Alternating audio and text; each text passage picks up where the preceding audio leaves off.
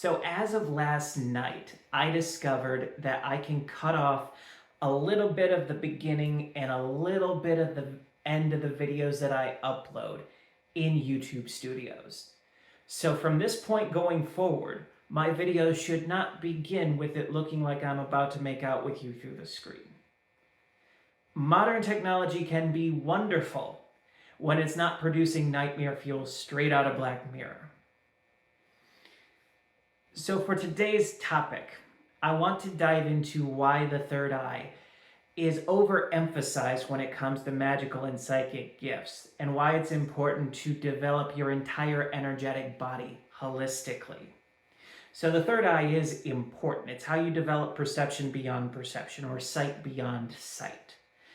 But your best case scenario, when you focus on it exclusively, is that you get really intense energies from the other side, but you're not grounded enough to make sense of it. And your worst case scenario is that you get really intense energies from the other side, and you're not grounded, so you spiral into complete psychosis. If you have a cannon that is on wheels and you fire it without anything to hold it in place, it's going to rear back, and you're going to be lucky whether you hit your target at all. And if you do, you're not going to accomplish what you intended. So with magic, when you're trying to do something with magic and all you've developed is your third eye, you are that cannon. Because in terms of how the material interacts with the spiritual, your nervous system is what actualizes the spell. And it's the conditioning of your nervous system that plays, if not the biggest role, one of the biggest roles in determining whether or not your spell work is successful. So if you are not grounded, you are unable to channel these energies in a way that actually brings them into form. You might be very powerful in the realm of thought, which is what the third eye ties into. But when you are casting a spell, you're building up energy and you're projecting it outward. If you project it outward, but the structure of yourself isn't stable, well, you risk compromising the integrity of your entire energetic body as well as your psyche. It's exactly why a lot of people who do not do any kind of meditation, who do not ground themselves, who think of magic as an entirely spiritual or intellectual pursuit, it's why a lot of them lose their minds and lose touch with reality. If you were building a house, you wouldn't begin with the roof. You would put the foundation in place first, and then you would build the bones of the structure. And you would fill those in and build the roof on top. So following on from that metaphor, the foundation would be the root. You need a strong root in order to hold your nervous system together and stay calm and be able to discharge any stress that builds up during a working. You need a strong sacral and solar plexus in order to maintain the coherency of yourself in the course of the working and not get lost in it and not fall prey to any illusions or delusions or any attacks from thought forms or entities that may follow from the spell work or energetic work that you do. The heart is the crossroads within your energetic system. It connects to everything else. And it's also a means by which you connect to other realms. So it connects the higher and lower aspects of your energetic body. And it is also the gateway through which you communicate with the astral. If we're going to say that any energetic center is the most important, I would actually say that the heart ranks above the third eye. But one that gets overlooked in nearly any discussion that I see on this is the throat. And many times when I'm talking to somebody who has energetic blocks, who has trouble manifesting, who has trouble performing spells successfully, they've got a block in their throat. Now think about what that might be, why that might be. It ties to projection. It ties to expression. So even if you aren't expressing yourself in words, you can think of every action that you take as an extension of your voice.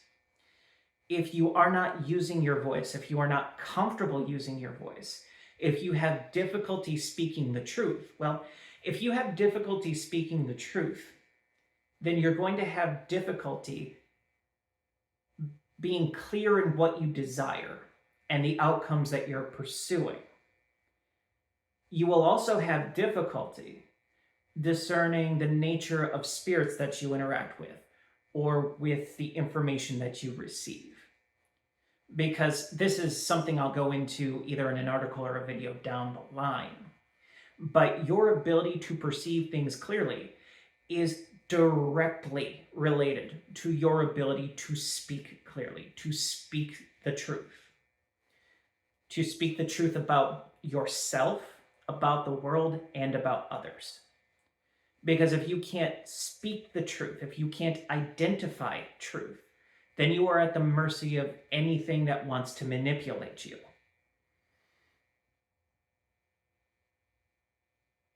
In mundane terms, this also corresponds to how we define things like free speech, because artistic expression falls under free speech.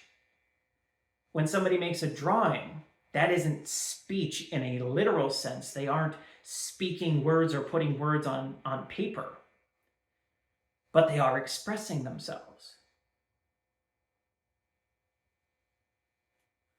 So there's a lot more to go into with this. But given the intention of the videos that I'm making right now, which is mainly to let you get to know who I am and how I think, and to give you a vibrational impression of whether or not you want to work with me either as a coach or a magician or an energy healer. But the thing I want to leave off with is a reflection upon the nature of the throat and how expression is so important to catalyzing magic as well as personal development. Because think about this in the sense of even the sacral and the solar plexus in terms of how they relate to the throat. Can you fully express your sacral if you can't speak clearly? If you like to sing but you don't let yourself sing, that's connected to the sacral. Your speech is directly correspondent to how you are able to bond with other people. And sacral energy is creative energy. People will say that it's about sexual energy, but it's about way more than that. Sexual energy is the energy of creation itself.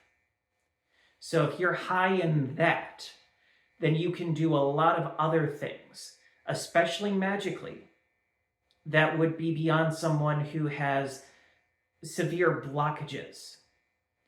But you can't clear all those blockages if your throat has blocks, if your expression is stunted. Think about your entire energetic body as a system and not as individual parts.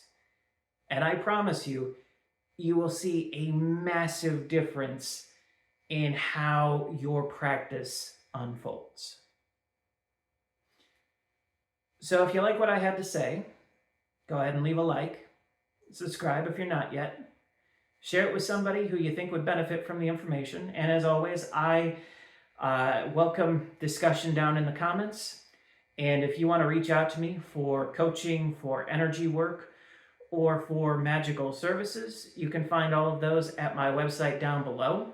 And if you're looking for my socials and anything else, you'll find that in my link tree. So it was good talking to you guys. I'll see you again tomorrow.